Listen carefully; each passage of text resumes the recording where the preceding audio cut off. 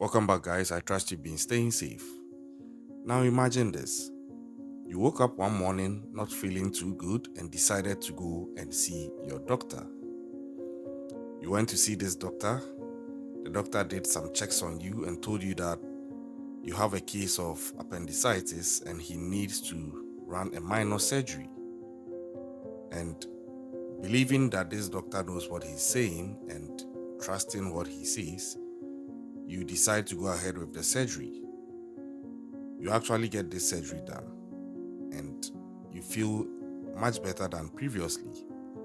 But then you find out about 5 years later that in the course of this surgery being done for you, the doctor whom you trust so much, this same doctor also happens to be a man of God, a pastor for that matter, has actually stolen one of your kidneys during the surgery process, and you never got to know until after 5 years later when you were still feeling some pains and decided to go for a second opinion from a different doctor.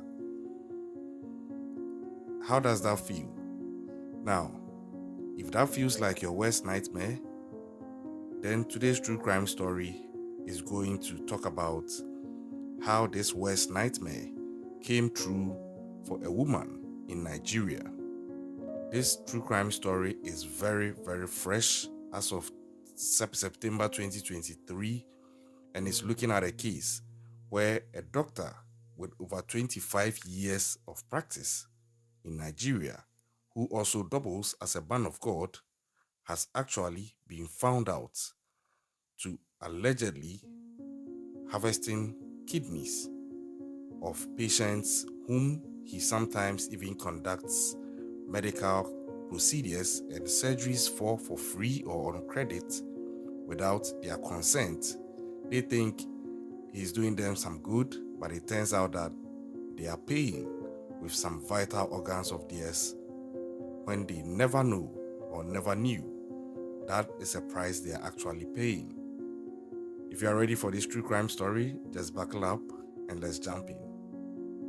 Now, if you are familiar with the medical situation in most African countries, I'm sure you would appreciate that although it's not very, very poor, it is actually not the best. There are instances where even some leaders in some African countries have to travel outside their own countries for medical attention in some instances because it appears they might not get what they need at where they are. And not just the leaders, those who can also afford actually do so. So imagine how the less fortunate or the less privileged or the poor would manage in situations where they need to have a surgery done and they can't afford to pay it. This is something that gives me goosebumps and I feel very bad about as a person, but sometimes you can only do so much. So, this is something that most communities in some African countries are grappling with on a level where healthcare becomes a problem. In as much as some people are even struggling to be able to afford it, even in instances where it's available, there are also dynamics of the issue where its availability is still lacking in quality. So it's a two-sided sword and it cuts both ways. And in that situation, or in these situations, it is looking like some people have actually found a way to take advantage of it and literally milk the vulnerable who are caught up in that gap. And this is what transpired in September of 2023. This case is just less than a week old and is coming from Nigeria and West Africa. So, with all this background I've talked about, lack of healthcare, lack of quality healthcare, even when the healthcare in itself is available, and the lack of the financial means for some people to be able to afford, then comes a doctor by name Dr. Noah Kekere, and he has a nickname that he's called Yellow, aka Yellow. I'm not sure what the yellow where that nickname came from, but that is his nickname. Now, this man is also an ordained pastor at a church allegedly called the Redeemed Christian Church of God. So, I've been in Africa for a number of decades now, and I'm a Christian. So, I need to mention that so anybody listening to me doesn't think that maybe I'm trying to make fun of the Church of God or I'm trying to make fun of Christianity as a religion. I'm not. But the point I want to state categorically is that it is becoming one too many that instances are coming up which suggest that some people are taking advantage of religion, especially Christianity, and getting into very compromised, trusted positions where they are able to gain access to people's trust and then use those trusts back against those people. And this is what exactly Dr. Noah Kekere did. So he's been an ordained pastor allegedly of this church, and he professes that he's a doctor.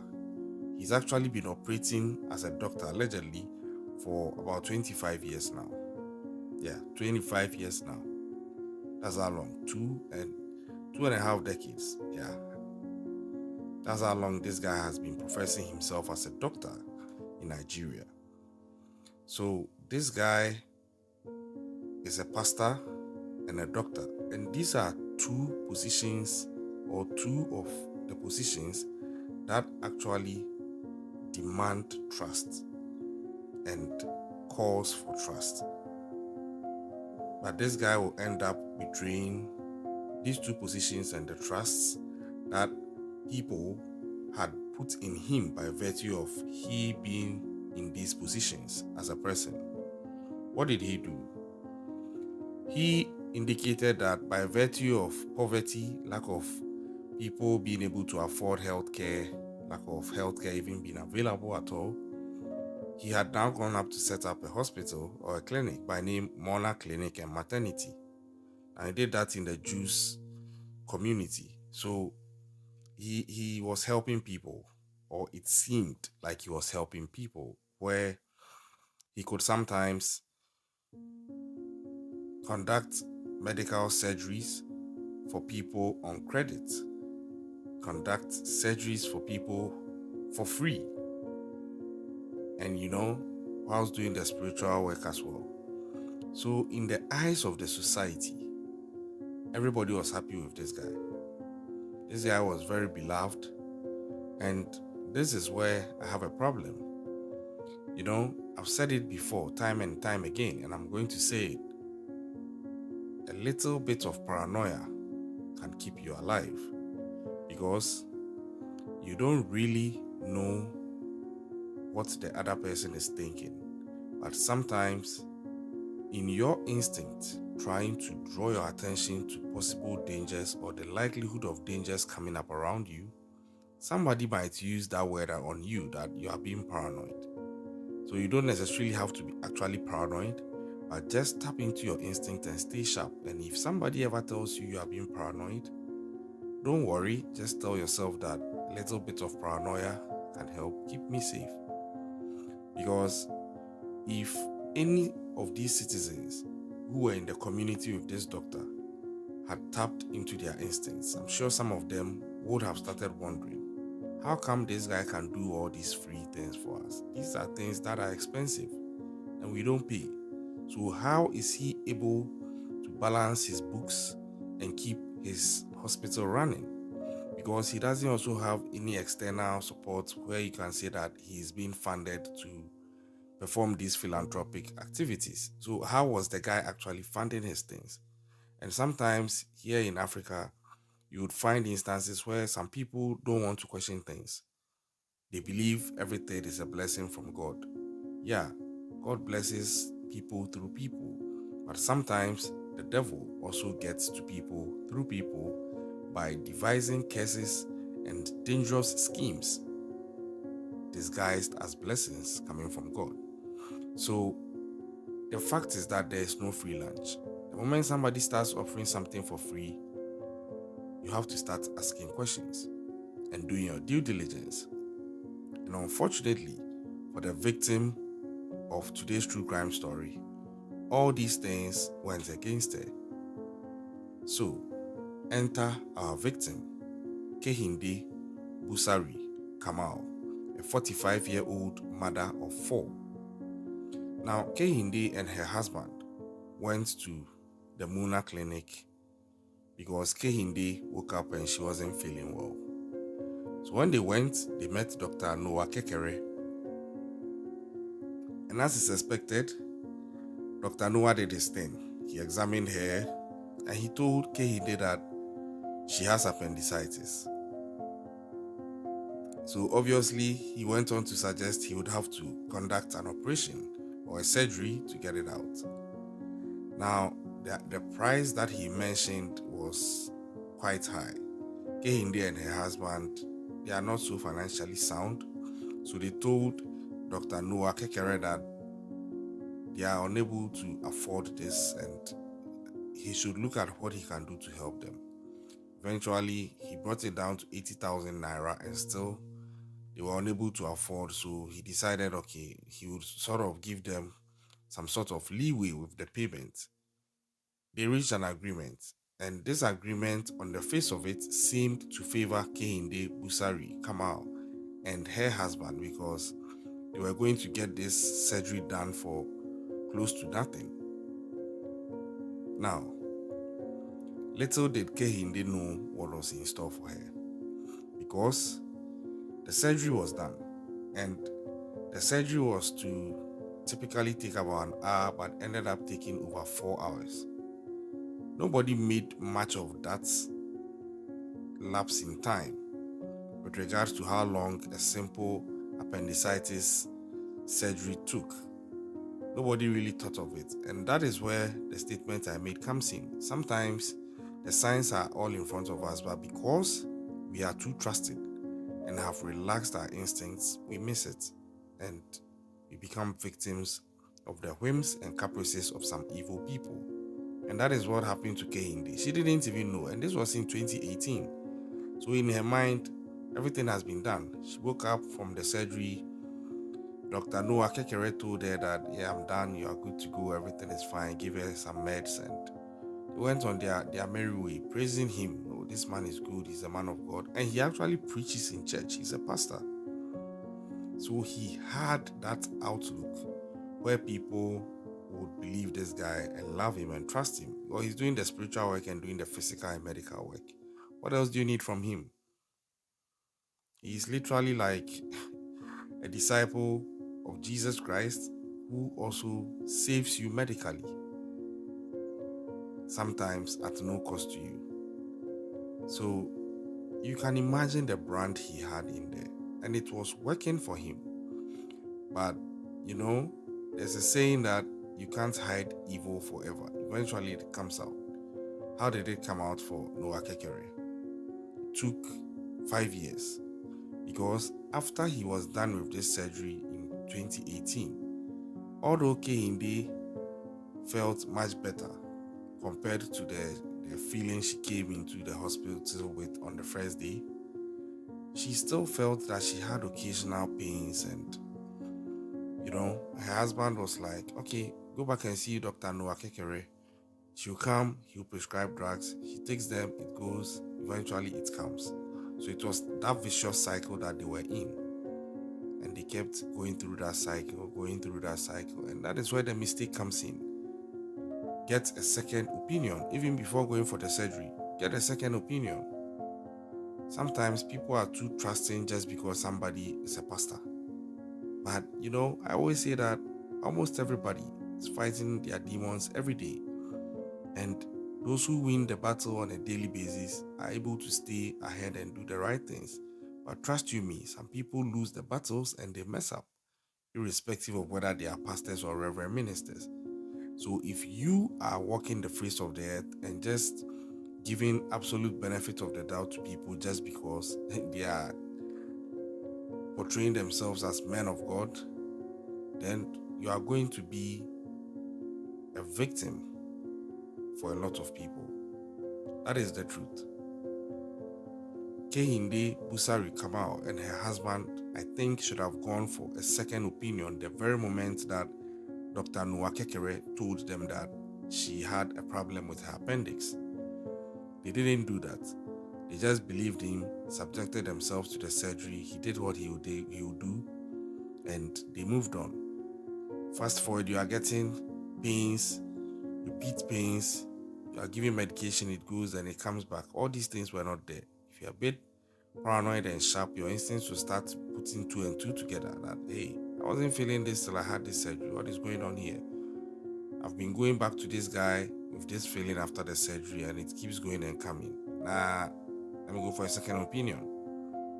But because these guys believed so much in Dr. Noah Kekere, she kept going back to this guy.